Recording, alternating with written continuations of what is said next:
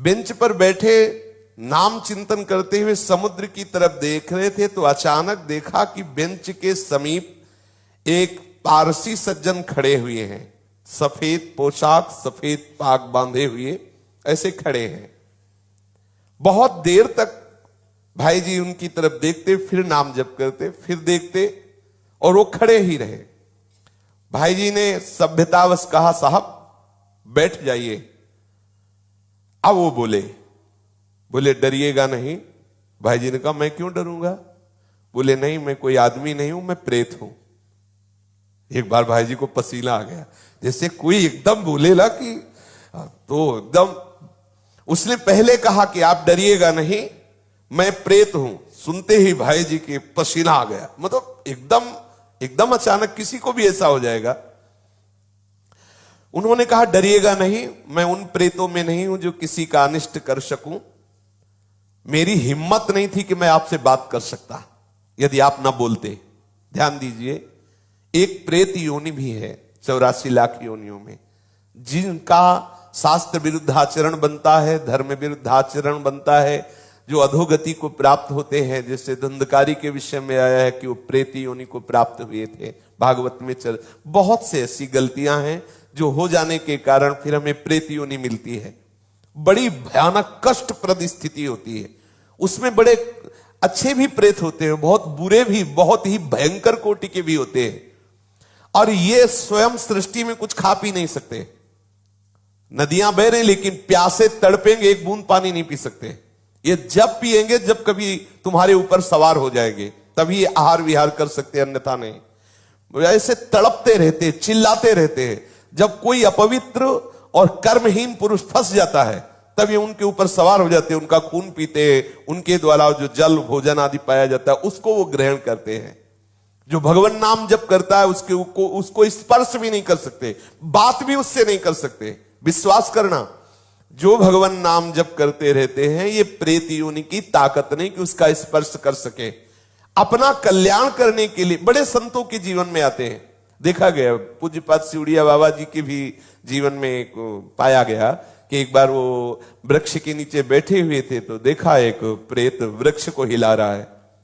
बाबा की दृष्टि गई, उन्होंने सब साधकों से कहा, सावधान, यहां प्रेत आ चुका है। अब तो सब घबरा गए बात सुनते ही। बाबा ने कहा, पर चिंता मत करो, वो सामने नहीं आएगा, किसी को छुएगा नहीं। पर वो बड़ा उपद्रव करने लगा, कभी कुटिया में जाकर के पर्दा हिलाना, ऐसे कई तरह के। बाबा ने कहा, चलो फिर यहां से आसन हटा देते हैं, ये करेगा तो कुछ नहीं पर उपद्रव करता रहेगा। और तो ऐसा कई संतों के जीवन में ऐसी घटनाएं आती हैं, पर वो आपको डिस्टर्ब करने की चेष्टा करेंगे, आपको छू नहीं सकते। तो भाई जी से कहा कि मेरी हिम्मत नहीं थी कि मैं आपसे बोल सकूं, आप बोले तब मेरी हिम्मत हुई, मैं आपसे बात किया। मैं आपसे सहायता मांगने आया हूं, मेरा उद्धार कर दो। भाई जी थोड़ा हिम्मत किए, जब वो बोला आपसे सहायता करने आया, आपका मैं अनिष्ट नहीं करूंगा।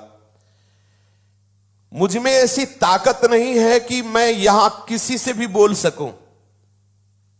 जब तक कोई मुझे बुलाएगा नहीं तब तक मैं बोलूंगा नहीं। देखो ये सूक्ष्मता की बात। जैसे कोई खड़ा है, कौन हो, सुनो हमसे बात करो, अब वो बात करेगा। अगर आप ऐसा ना बोले तो इसीलिए बोलने की जरूरत क्या है। जैसे आप गंगा किनारे भ्रमण कर रहे हैं या कहीं कोई ऐसा दृश्य दिखाई देता, नेत्र नीचे कीजिए, चले जाइए। आपको अगर शंका है कोई खड़ा है क्या, क्यों शंका करो, चलो चुपचाप आगे बोलो। कौन है, सुनो बात करो हमसे, तो फिर बात कर लेगा तुमसे। वो कह रहे हैं, वो प्रेत बोला, हम लोगों के लिए आदेश, पूरी सृष्टि में मैं किसी को अपनी तरफ से नहीं छेड़ सकता जब तक कोई हमें न छेड़े।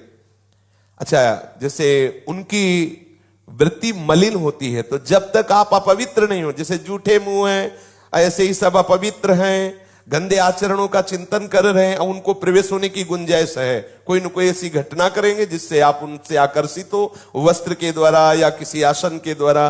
मान लो उनका ऐसा अपवित्र आसन है, अपवित्र वस्त्र है, जिससे किसी भी तरह उनका संयोग होने का है चांस, वो आप में प्रवेश कर जाएंगे। यदि आप नाम जापक हैं, पवित्र रहते हैं, तो कहीं भी भ्रमण करके देखा है, गंगा जी की परिक्रमा जब की तो कहीं भी कोई भी ऐसी घातक क्रिया नहीं। और जबकि जगह जगह स्मशान मिलते हैं, दोपहर में भी, रात्रि में भी रुके, कभी ऐसा नहीं। कभी भगवान नाम जापक ऐसा डरे ना, पर अपनी तरफ से किसी से बोलने के लिए नहीं। कोई वस्तु पड़ी हो, कोई पद, ये सब नहीं छूना चाहिए। तुम्हें लगता है कि ये वस्त्र है, ये अटैची है, ये किसी की पर्स है, पता नहीं किस लक्षणों से युक्त है, तुम्हारी हानि कर दे, ऐसा कोई पड़ी हुई वस्तु न छुए, किसी से बोले ना, अपनी तरफ से किसी से वार्ता न करे। ये अगर ऐसे सावधान रहे तो है, प्रकृति में है 84 लाख योनियों में एक योनि, पर कभी ऐसे सहसा किसी को वो आक्रमण करके नष्ट नहीं करते, कोई घबराए नहीं, ऐसा तुमसे बढ़कर वो नहीं है, सबसे बड़े प्रेत तुम हो। यदि आप अपने में रहो तो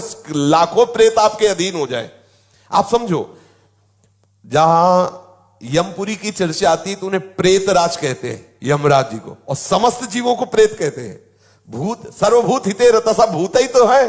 देखो ये 5 महाभूत है, नहीं ये भूत थोड़ी, ये महाभूत है, इनमें फंस गए, अब इनसे मुक्त हो जाओ। ये भूत है, परेशान करते रहेंगे। 5 तो लगे ही है, चूक गए तो और ऊपर इनमें छठा भी चढ़ जाएगा, और वो परेशान करता रहता है। इसलिए मैं प्रतीक्षा कर रहा था कि आप बोले तो मेरी हिम्मत पड़े। भाई जी महाराज प्रेत से बोले, तुम क्या चाहते हो? बोले, मेरे पास बहुत सी शक्तियां हैं, मैं कोई साधारण प्रेत नहीं हूं, मुझे गीता याद है पूरी। वैसे तो कहते गीता के श्लोक बोलो तो प्रेत भग जाएगा, वो कह रहा मुझे गीता याद है पूरी, पूरी गीता याद है मुझे। प्रेत लोक में बहुत दुर्गति हो रही, मैं बहुत घबरा गया हूं, वहां बहुत दंड मिलता है। देखो एक बात ध्यान रखनी कि यदि आप भगवत मार्ग में चल रहे हैं, मनमानी गंदे आचरण करेंगे शास्त्र विरुद्ध, तो भगवान सब देख रहे हैं। डरो, इस बात से डरो, कहीं तुम्हारी दुर्गति ना हो। देखो बोला मैं, मुझे गीता याद, कंठस्थ 18 अध्याय। तो उन्होंने कहा कि आप तो पारसी हैं, आपका कैसे कल्याण होगा? आप किस पर श्रद्धा करते जो मैं वो क्रिया करूं आपका कल्याण हो जाए? तो उनका आप भगवान नाम कीर्तन करवा दीजिए और गया जी में श्राद्ध करवा दीजिए, मेरा कल्याण